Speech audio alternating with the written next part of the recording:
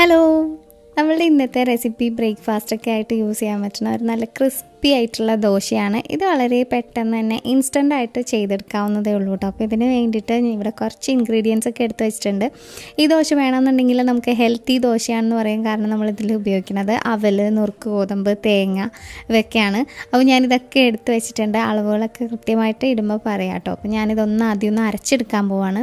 ആദ്യം നുറുക്ക് ഗോതമ്പാണ് ഞാൻ മിക്സിയുടെ ജാറിലേക്ക് ഇട്ടിട്ട് അരക്കണത്. ഇതിപ്പോൾ ഏകദേശം ഒരു 1.25 കപ്പ് അളവിൽ നുറുക്ക് ഗോതമ്പ്. ഈ നുറുക്ക് ഗോതമ്പ് ഏകദേശം ഒരു 3-4 മണിക്കൂർ ഒന്ന് കുതിർത്ത് വെച്ച നുറുക്ക് ഗോതമ്പാണ്.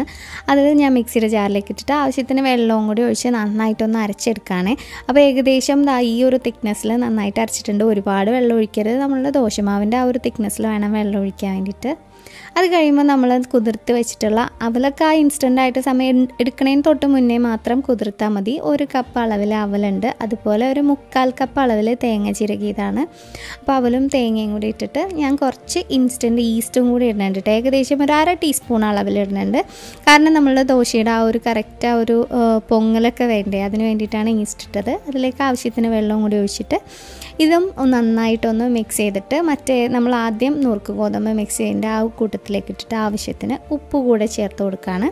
അപ്പോൾ ഉപ്പ് കൂടെ ചേർത്തിട്ട് നമുക്ക് നന്നായിട്ടൊന്ന് മിക്സ് ചെയ്ത് കൊടുക്കാം. ഇനി ഇത് കുറച്ച് നേരം ഏകദേശം ഒരു 10-15 മിനിറ്റ് ഒന്ന് റെസ്റ്റ് ചെയ്യാൻ വേണ്ടി വെക്കണം. വേറെ ഒന്നിനുമല്ല, നമ്മൾ ഇൻസ്റ്റൻറ്റ് ഈസ്റ്റ് ഒന്ന് ആക്റ്റീവ് ആവാൻ വേണ്ടിയിട്ടാണ്.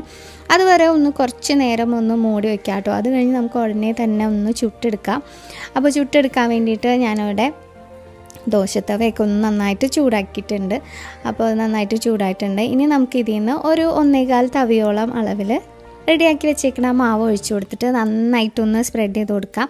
അപ്പോൾ നന്നായിട്ട് കനം കുറച്ചിട്ട് വേണം നമ്മളിത് പരത്തിയെടുക്കാൻ. കാരണം നമ്മളിതിൽ ഉപയോഗിച്ചേക്കുന്നത് നുറുക്ക് ഗോതമ്പാണ്. നുറുക്ക് ഗോതമ്പിന് ഒരു ചെറിയൊരു സ്റ്റിക്കി ഫീലായിരിക്കും ഉണ്ടാവുക. അത് ഒഴിവാക്കാൻ വേണ്ടിയിട്ട് നന്നായിട്ട് പരത്തി കൊടുക്കുക. നന്നായിട്ട് പരത്തി കൊടുത്തു കഴിഞ്ഞിട്ട് നമ്മൾ ഇടയ്ക്ക് ദോശ ഒന്ന് വേഗണം തുറന്നിട്ട് തന്നെ നന്നായിട്ടൊന്ന് വേവിക്കുക കേട്ടോ. ആ ഒരു സമയം ഇടയ്ക്കൊന്ന് കുറച്ച് വെളിച്ചെണ്ണ ഒന്ന് ബ്രഷ് ചെയ്ത് കൊടുക്കുക. അപ്പോൾ പെട്ടെന്നൊക്കെ ആ സൈഡൊക്കെ ഒന്ന് നന്നായിട്ട് മൊരിയാൻ വേണ്ടിയിട്ട് ഹെൽപ്പാവും. അപ്പോൾ ചെറിയൊരു ബ്രൗൺ കളർ ആകുന്നത് വരെ നമുക്കൊന്ന് വെയിറ്റ് ചെയ്യാം കേട്ടോ. ഇപ്പോൾ ശരിക്കും ഒരു 2-3 മിനിറ്റ് ലോ ഫ്ലെയിമിൽ വെച്ചിട്ട് ഇതുപോലെ നല്ല അടിഭാഗമൊക്കെ നന്നായിട്ട് മൊരിഞ്ഞ് കിട്ടുന്നിടം വരെ നന്നായിട്ട് കുക്ക് ചെയ്തെടുക്കുക. അപ്പോൾ ഇത് ചമ്മന്തിയുടെയൊക്കെ കൂടെ സർവ് ചെയ്യുകയാണെന്നുണ്ടെങ്കിൽ അടിപൊളിയാട്ടോ. ചമ്മന്തിയുടെ റെസിപ്പീസ് ഒരുപാട് നമ്മളുടെ ഈ പേജിലുണ്ട്. അപ്പോൾ പേജ് ആദ്യമായിട്ട് കാണുന്നവരാണെന്നുണ്ടെങ്കിൽ ഒന്ന് ലൈക്ക് ചെയ്തിട്ട് ഫോളോ ചെയ്തേക്കുക. ഈ ഒരു ദോശ റെസിപ്പി ഇഷ്ടമായിട്ടുണ്ടെങ്കിൽ തീർച്ചയായിട്ടും വീഡിയോ ഒന്ന് ലൈക്ക് ചെയ്യാനും നിങ്ങളുടെ ഫ്രണ്ട്സിനും ഫാമിലി മെമ്പേഴ്സിനും ഒക്കെ ഒന്ന് ഷെയർ ചെയ്ത് കൊടുക്കാനും മറക്കരുത്. അപ്പോൾ ഇതുപോലുള്ള നല്ല നല്ല റെസിപ്പീസുമായിട്ട് ഇനിയും കാണുന്നവരെ stay safe, take care, by.